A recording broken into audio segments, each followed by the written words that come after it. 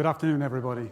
Thank you very much for taking the time to be here today for the world premiere of the new ALPHARD and VELFIRE. Now, when we think of the ALPHARD and VELFIRE, a well-established image comes to mind. The face, the grille, the presence, and the total luxury of the passenger space. But it's important to remember that it wasn't always that way. The ALPHARD had rather more humble beginnings. During the 90s, the minivan segment was born from earlier commercial models, and the ALPHARD was created from these beginnings to be a new type of family car, where the space became the ultimate value. It opened new opportunities for passengers, whether that be through a variety of seat arrangements or in-car entertainment, or simply having another space for you to define on your own terms. And importantly, the driver was not left out. The high seating position, performance, and of course, the character and the confidence of the front end all became symbols of pride. And with the advent of the VELFIRE, a new alter ego was born. The VELFIRE was more aggressive, was dynamic, had real attitude, and it attracted a younger customer. In fact, 30% of all customers are in their 30s or younger.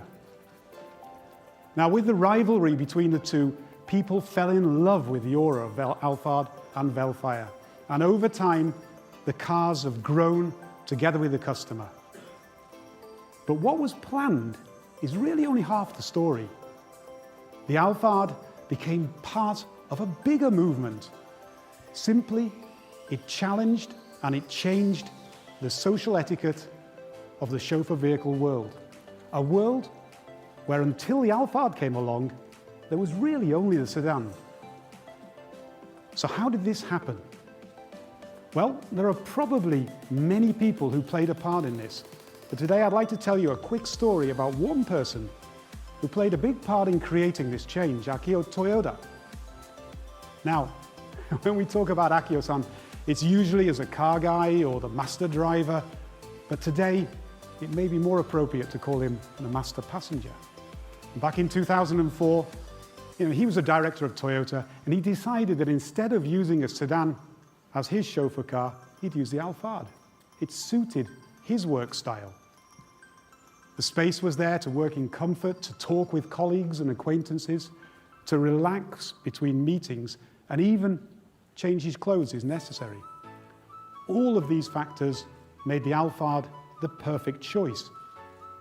But in reality, acceptance of this choice was a very, very different story. In fact, on arriving at a meeting with another company in a white ALPHARD, he was told to move along, get out of here. Get out the way. There's another VIP due to arrive immediately, probably in a century. And we all know who that was supposed to be, and the guard's surprised when Akio stepped out of the ALPHARD. This is all now history. Now the ALPHARD and the VELFIRE are used by everyone from sumo rikishi to politicians, from film stars to business people. But over the 3 generations, Akio, as a master passenger, has honed his requests to help tune each generation to an even higher level. It truly has become the new standard in the chauffeur-driven world.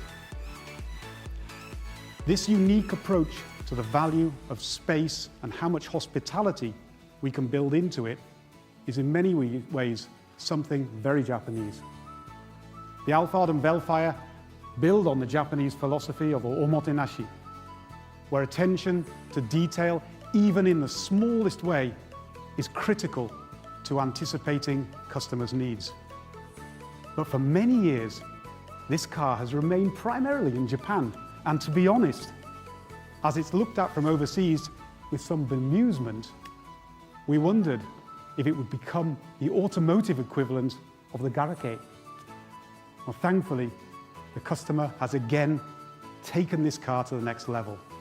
The values and belief that made this car special in Japan have increasingly started to resonate with people around the world, with high demand even where the vehicle is not being sold.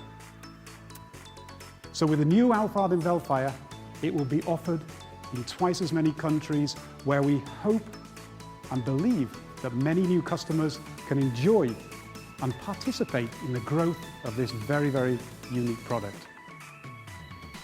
Everybody, the new ALPHARD and VELFIRE, a car with a history born in Japan.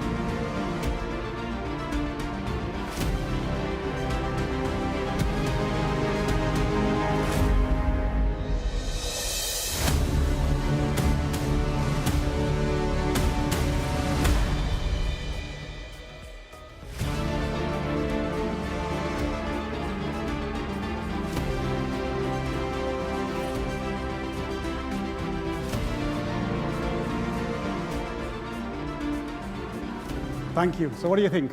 Are you an ALPHARD or a VELFIRE type? Well, I'd like to give you 5 things that I think that the new edition has that makes it so special. Number 1, they now, both of them, both know who they are. The ALPHARD and VELFIRE have enjoyed an incredible rivalry over the years. But with the ALPHARD becoming increasingly confident, the difference between it and the VELFIRE has narrowed to such an extent that we did in fact consider discontinuing the VELFIRE this time. But there was an outpouring of support for the car when this was discussed internally. People in the development team, the management, dealers, and even some VIP advisors expressed disbelief that this could even be considered. How could we throw away an icon? Now, if both are bespoke cars, then the ALPHARD, with its power and its confidence, is without doubt the epitome of bespoke formal. But the VELFIRE has a dark, aggressive character that can only be described as bespoke dynamism. The two vehicles can now continue their rivalry, but be happy in the knowledge that each has a clear character and position. Number 2, it's a one box, but it's certainly not a box. Finally, it has the muscles to match its mass. No more flat two-dimensional surfaces. Engineering breakthroughs have given the designers free rein to create surface volumes that enhance the stance or the dynamism and the emotion of the car. Number 3, one touch changes the world. In our quest for the ultimate in hospitality, even the movement of the door has been choreographed to reduce stress as you enter another world, a world where you are at center stage, where the seat position, the lighting, climate control are all seamlessly coordinated together. With the touch of a single button, you can access preset environments to suit your mood. Number 4, the ultimate cockpit. Now, as I said earlier, the driver is not forgotten. Both vehicles will be fitted with 14-inch displays, 12.3-inch meters, heads-up displays, but this technology embedded into the crafted, soft interior makes it all the more impressive. And finally, number 5, it's engineered for people and the earth. The new ALPHARD is designed for the ultimate user experience, but it's not just about the surface attributes. Ride quality, noise and vibration are 1/3 of the current vehicle, a figure that is comparable to a luxury sedan. And the new edition will also have a plug-in hybrid model playing a part in the road towards carbon neutrality. Now, I hope this gives you a feeling for the values that the ALPHARD and VELFIRE are offering, but also how they relate to the future. Because in many ways, these values represent the heart of everything that we are trying to achieve as a brand. The future customer will increasingly demand choices to match their lifestyle values, the integration of services and information into their mobility life, and then many other things. Essentially, we as a company are striving to create freedom in motion.